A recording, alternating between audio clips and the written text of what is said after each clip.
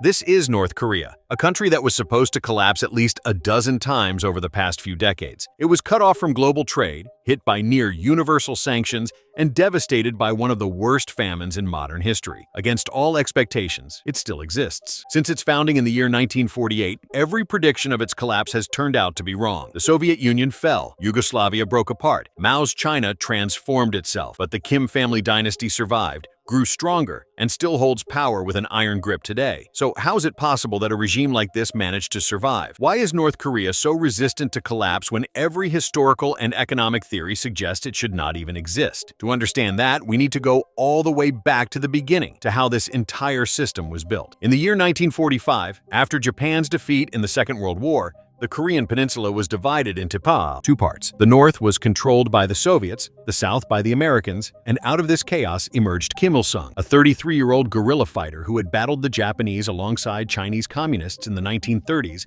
and later joined the Soviet Red Army in the 1940s. With full support from Moscow, he became the chosen leader of the new North Korean state. From the very beginning, everything in this country was built with outside help. The Soviets sent advisors, weapons, and money. They trained North Korean officers, helped draft the constitution, and supplied the machinery needed to rebuild the country. But this new system was tested almost immediately. In the year 1950, Kim Il-sung launched an invasion of the South with the goal of unifying the peninsula by force. It backfired. Within weeks, forces led by the United States pushed deep into the north, and Kim's regime was on the brink of collapse. This was likely the first moment when the Kim dynasty could have been overthrown, or the country could have fallen into civil war, much like the defeat of the Russian Empire in the First World War eventually led to the Russian Revolution. Fortunately for North Korea, China intervened. More than 2 million Chinese soldiers crossed the Yalu River, pushed American and South Korean forces back to the 38th parallel, and saved the very existence of North Korea. The Soviet Union also provided covert support,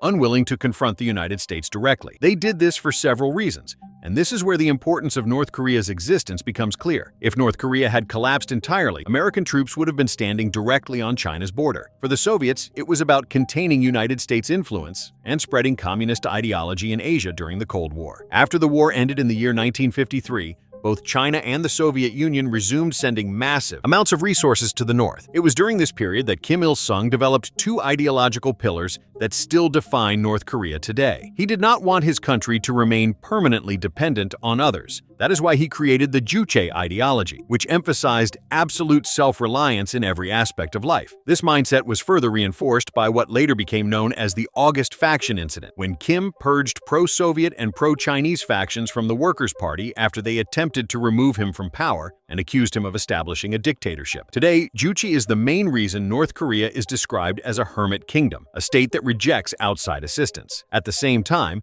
Kim Il-sung understood the strategic value of his country extremely well. As long as North Korea sat between two communist giants, at the time the second and third most powerful states in the world, it could play them against each other, because its survival benefited both sides.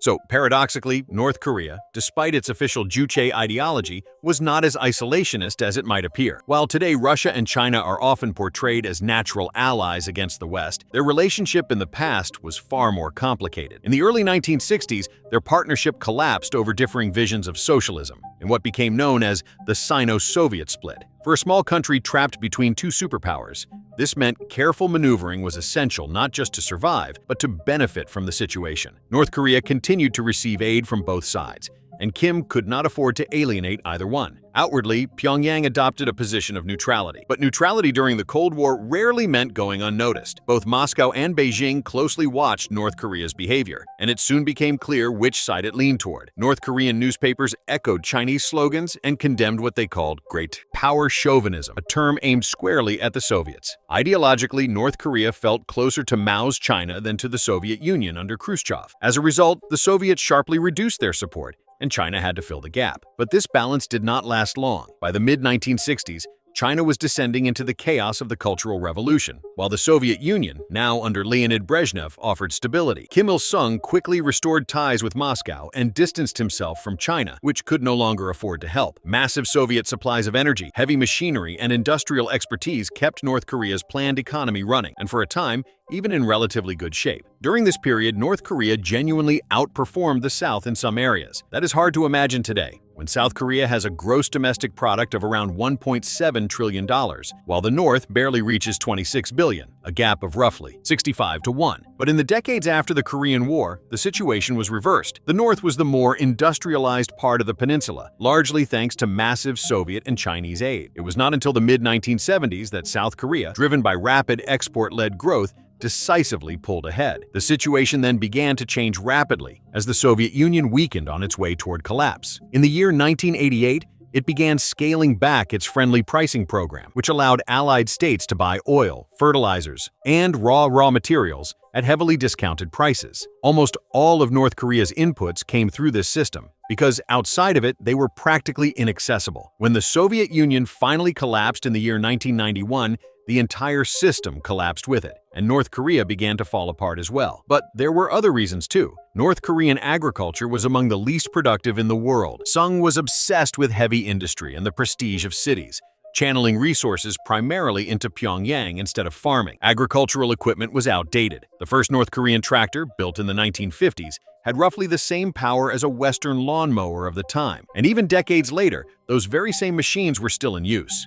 Everything was collectivized, and farmers had no incentive to work harder than the mandatory quotas required. Anything extra immediately went to the state. So, people behaved exactly as they always do in broken systems. They did the absolute minimum needed to survive. On top of that, North Korea built a reputation as a country that never repays its debts to states that lent it money or sold it valuable goods. The number of countries willing to trade with it shrank very quickly. Sweden, for example, has still never been paid for 1,000 Volvo cars it sold to North Korea in the year 1974. Interest has since grown to $322 million, which technically makes Stockholm one of Pyongyang's oldest creditors. What followed was the worst period in the country's history, famine of the 1990s known as the Arduous March. It was one of the deadliest famines in modern history. Between the year 1995 and the year 2000, estimates suggest that somewhere between 240,000 and 3 million people died. This was the moment when North Korea came closest to what we would call collapse. Surprisingly, it did not happen. Timing was absolutely critical to the regime's survival. The death of Kim Il-sung in the year 1994, before the famine reached its worst phase,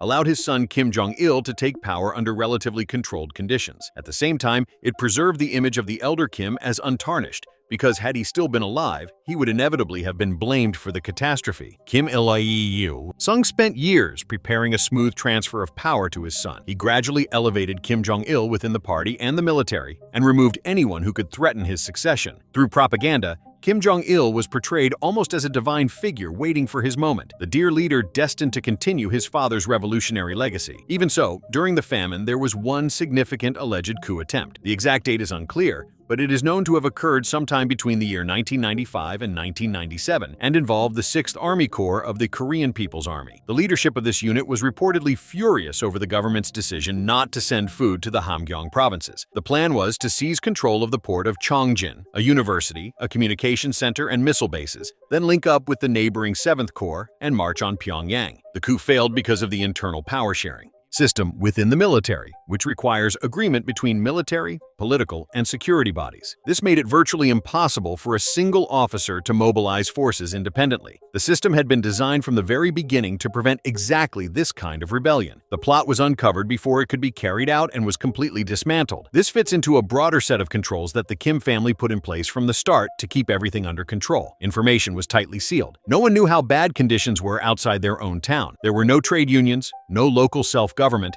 and no independent media, nothing that could form the basis of resistance. To ensure the system was never questioned, extensive surveillance was implemented everywhere. The Ministry of People's Security monitored conversations, letters, and even family gossip. North Koreans could not move freely even within their own country, let alone travel abroad. Most people genuinely believe that conditions elsewhere in the world are even worse, and that the Kim family is the only thing standing between them and chaos. All of these practices still function today, and are the main reason North Korea is considered the country with the worst human rights situation in the world. Because of this, even during the most turbulent period in its history, the regime did not actually face a serious risk of collapse.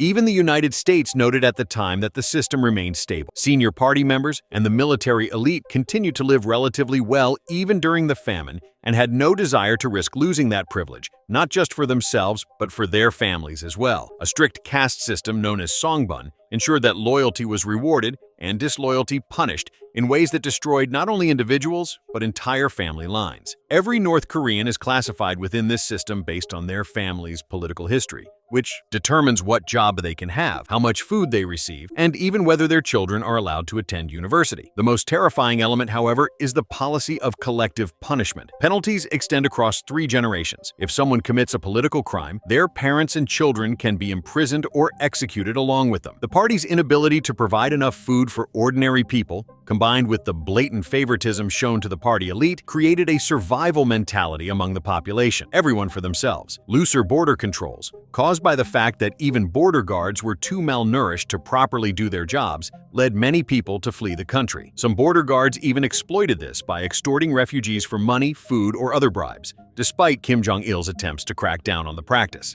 On a personal level, this was far simpler and far less risky than organizing open protest against the regime. So how did Pyongyang make it through this period? Above all, it turned once again to China because Russia at the time was forced to focus on rebuilding itself. At the same time, the country also relied on aid from the United Nations, the United States, and South Korea. You might be wondering why Western countries would support North Korea at all. And no, it was not out of pure goodwill. The reality is that these states do not actually want North Korea to collapse. Under South Korean law, all North Koreans are considered legitimate citizens of South Korea because Seoul does not recognize the legitimacy of the northern regime. If North Korea suddenly collapsed, South Korea could face the prospect of absorbing more than 26 million new citizens within days. That is a situation no country is prepared for. And even if the constitution were changed, the problem would almost certainly remain. Reunification would be absolute madness. Compared to German reunification, which was itself a minor miracle, the Korean scenario would be far more complex and vastly more expensive. We have never seen 2 countries reunite after diverging so dramatically in both economic strength and culture. The costs would reach at least several $1 trillion.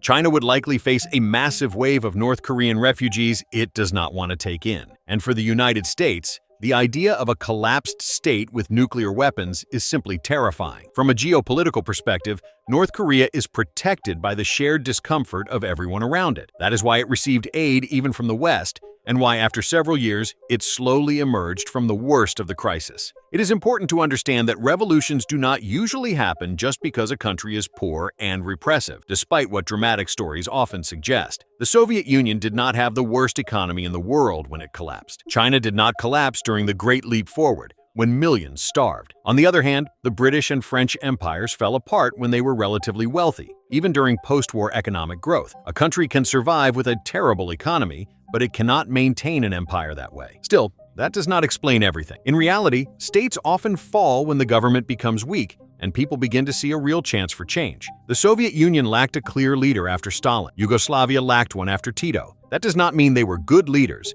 They were pillars of power. Once they disappeared, the entire structure began to crumble. When North Korea prepared for the transition of power to Kim Jong-un, fears of instability returned. The succession process began after Kim Jong-il suffered a serious stroke in August of the year 2008. Kim Jong-un was officially introduced as successor 2 years later, when he was named a 4-star general. Just 1 year after that, in December of the year 2011, Kim Jong-il died. That gave Kim Jong-un only a single year to prepare for power, unlike his father, who had decades. Even then, some experts saw collapse as a real possibility. During military exercises in the year 2013, United States and South Korean forces even rehearsed scenarios based on that outcome. Kim Jong-un responded with sweeping purges. It is estimated that he removed around 44% of the regime's top leadership to secure his power, just as his father and grandfather had done before him. The most chilling symbol of this consolidation was the execution of his uncle Jang Song-thaek in December of the year 2013. Kim Jong-un faced different challenges than his predecessors. Above all, the need to keep the country stable under near-total sanctions. North Korea had been sanctioned in various forms since the 1950s, but the real turning point came after the year 2006. when it carried out its first underground nuclear test and faced an arms embargo. From that moment on, it became practically impossible to overthrow the regime from the outside, because nuclear deterrence provided a basic shield. The real breaking point, however, was the year 2013, when North Korea conducted its third nuclear test, the first under Kim Jong-un. United Nations resolutions numbered 2087 and 2094 banned cash transfers, hit financial institutions, restricted trade in precious metals, and began to seriously damage the economy. The final major wave of sanctions came in the year 2017, effectively creating full economic isolation. Oil supplies were limited, overseas labor income was banned, and joint investments were canceled. North Korea lost roughly 90% of its legal exports and almost all access to global finance. The world tried to simply switch its economy off. And yet North Korea is still here, not because it is thriving, but because it adapted. Pyongyang built a parallel survival system operating in the shadows of the official economy. That ability to adapt, combined with tight control of power and a shared fear of change among all involved, is why this regime continues to endure despite everything.